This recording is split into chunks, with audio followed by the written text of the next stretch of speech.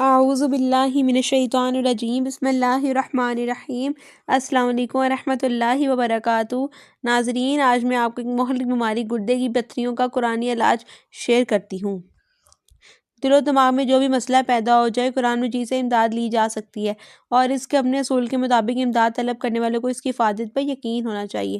آج میں آپ کو ایک پائلٹ کا ایمان بتاتی ہوں۔ ایک بمبار پائلٹ کو گردے میں اکثر درد رہا کرتا تھا۔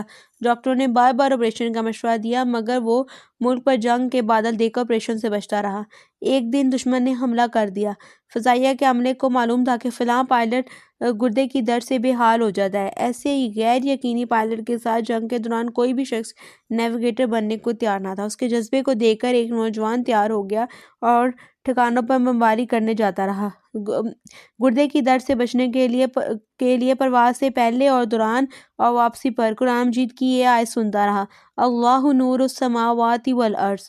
17 روز جنگ کے دوران اسے ایک مرتبہ بھی گردے میں تکلیف نہ ہوئی۔ یہ معجزہ دیکھیں۔ ڈاکٹروں کا خیال تھا کہ 19 پتھریوں والے گردے ناکارہ ہو جاتے ہیں اور اس کے لیے کوئی بھی جسمانی مشقت کرنا ناممکن ہوتا ہے۔ اللہ کی کلام کی شفا کی برکت سے یہ شخص دوسروں سے زیادہ سرگرم رہا اور دشمن کے ٹھکانوں کو تباہ کرنے میں اس کی کارگزاری تندرست ساتھیوں سے کم نہ رہی۔ ناظرین، آپ نے دیکھا ہے کہ قرآن مجید نے کس طرح سائنس کو بھی جھٹلا دیا ہے۔